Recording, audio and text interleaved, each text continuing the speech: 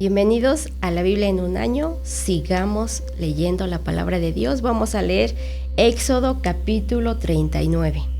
Confección de los trajes sacerdotales. Los trajes para los sacerdotes se hicieron con tela morada, tela azul, tela roja. También se tejió la túnica especial para Aarón, con las 2 piedras de ónice multicolor en las que estaban los nombres de las 12 tribus de Israel. Con un martillo se hicieron 2 láminas de oro que luego fueron cortadas para hacer hilos de oro. Con esos hilos se hicieron los bordes en las túnicas y en el cinturón. Todo esto se hizo tal como Dios lo había ordenado a Moisés. El chaleco se hizo con la misma clase de telas de la túnica y la capa de la túnica con tela morada. Todo se hizo siguiendo las instrucciones de Dios. A los mantos de lino para Aarón y sus hijos se les hicieron finos bordados, lo mismo que al gorro y la ropa interior. Los calzoncillos eran de lino fino y el cinturón se confeccionó con las mejores telas. Un artista le hizo finos bordados al cinturón. Se hizo también la placa de oro puro que decía que Aarón era un sacerdote dedicado al servicio exclusivo de Dios. Esa placa se colgó en la parte superior del gorro, atada con un cordón morado. Todo esto se hizo tal como Dios se lo había ordenado a Moisés. Termina la construcción del santuario. Los israelitas siguieron al pie de la letra las instrucciones que Dios les había dado a Moisés y terminaron la construcción del santuario. Fueron entonces a ver a Moisés y le hicieron entrega oficial del santuario y todos sus utensilios, así como el pan dedicado a Dios, el aceite de consagrar, el incienso perfumado, los trajes para el servicio en el santuario y los trajes sacerdotales de Aarón y de sus hijos. Todo esto lo hicieron los israelitas siguiendo las instrucciones que Dios le había dado a Moisés. Cuando Moisés vio que así lo habían hecho, les dio su bendición. Capítulo 40. Dedicación del santuario. Dios le habló a Moisés y le dijo: debes armar el santuario del día primero del mes de Abib.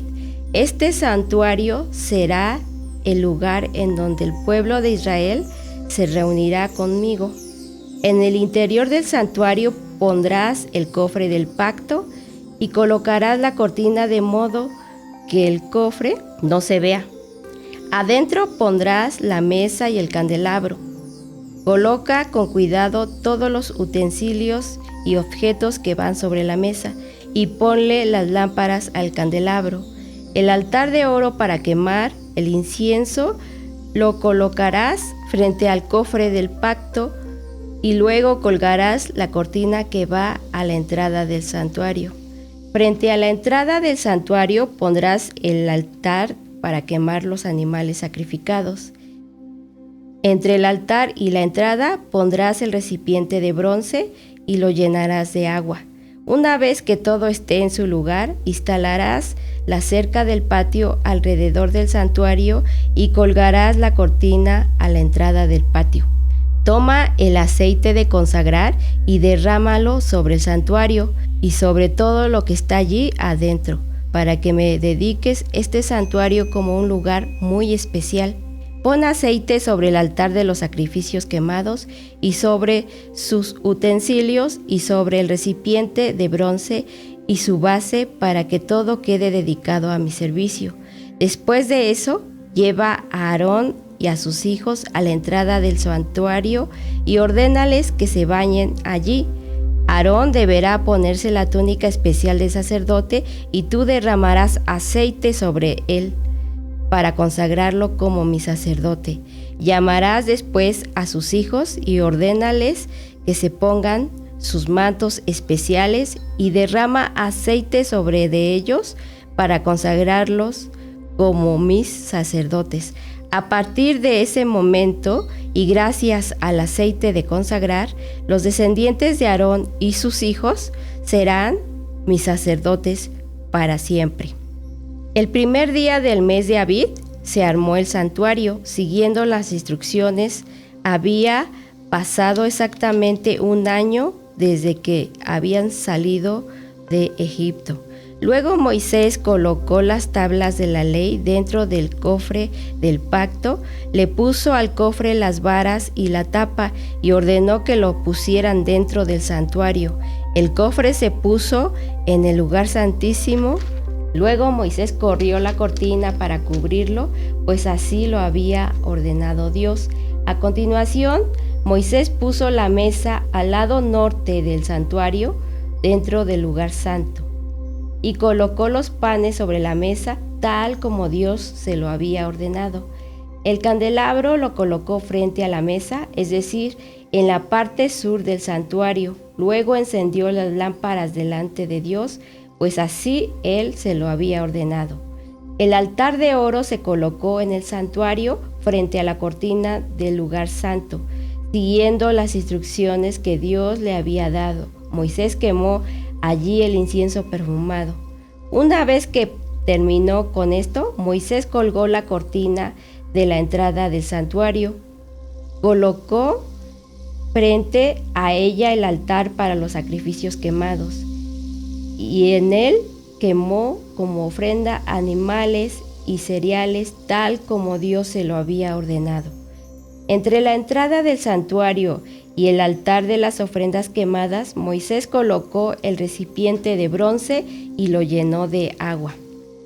Con esa agua, Moisés, Aarón y sus hijos deberían lavarse las manos y los pies cada vez que entraran al santuario y se acercaran al altar, tal como Dios se lo había ordenado. Para terminar, Moisés instaló la cerca del patio alrededor del santuario y el altar, y colgó también la cortina a la entrada del patio. Dios se presenta en el santuario. Cuando Moisés terminó de armar todo el santuario, una nube lo cubrió todo y Dios se hizo presente en el santuario. Por eso Moisés no podía entrar. Cada vez que la nube se levantaba del santuario, el pueblo de Israel desarmaba el campamento y continuaba su camino. Ningún israelita se movía de donde estaba a menos que la nube se levantara. En todo el viaje, los israelitas pudieron ver cómo durante el día la nube de Dios descansaba sobre el santuario y cómo durante las noches un fuego aparecía sobre él. Continuamos con la lectura del Nuevo Testamento. Vamos a seguir leyendo Mateo capítulo 23. Vamos a leer desde el 23 al 39. ¿Qué mal les va a ir a ustedes, maestros de la ley y fariseos, hipócritas? Se preocupan por dar como ofrenda la 10ª parte de la menta, de anís y del comino que cosechan en sus terrenos, pero no obedecen las enseñanzas más importantes de la ley: ser justos con los demás, tratarlos con amor y obedecer a Dios en todo. Hay que hacer esas 3 cosas sin dejar de obedecer los demás mandamientos. Ustedes, como líderes, no saben nada. Cumplen los detalles más significantes de la ley, pero no cumplen lo más importante de ella. Ustedes son como los que, al beber vino, sacan el mosquito que se traga el camello que hay en el vino. ¿Qué mal les va a ir, hipócritas? Parecen buena gente, pero en realidad son malos. No ayudan a nadie y roban a los demás. Tontos, sean buenos de verdad, porque si no lo hacen, serán como un vaso o un plato limpio por fuera, pero lleno de suciedad por dentro. Pero si el vaso o el plato se limpian por dentro, todo estará limpio de verdad. ¿Qué mal les va a ir? Aparentan ser gente buena y honrada, pero en realidad son hipócritas y malvados. Son como una tumba pintada de blanco que por fuera se ve limpia, pero por dentro está llena de huesos y de suciedad. Pobrecitos de ustedes, qué mal les va a ir, hipócritas. Construyen monumentos para recordar a los profetas muertos y ponen adornos en las tumbas de las personas buenas. Dicen que si hubieran vivido en aquel tiempo, no habrían estado de acuerdo con los que mataron a los profetas, pero en realidad demuestran ser iguales a ellos. Terminen, pues, de hacer lo que ellos comenzaron. Ustedes son unos mentirosos y unos malvados, son tan malos como el veneno de una serpiente. Por eso no se escaparán de ir al infierno. Yo les enviaré profetas, sabios y maestros, pero a algunos de ellos ustedes los matarán o los clavarán en una cruz. A otros los golpearán en las sinagogas y a otros los perseguirán por todas las ciudades. Por eso serán culpables de la muerte de toda persona buena en el mundo, comenzando por la muerte de Abel hasta terminar con la muerte del profeta Zacarías, que era hijo de Berequías. A este profeta lo mataron entre el templo y el altar de los sacrificios. Les aseguro que todos ustedes serán castigados por esto. Jesús sufre por la gente de Jerusalén. Gente de Jerusalén, gente de Jerusalén, ustedes matan a los profetas, a los mensajeros que Dios les envía.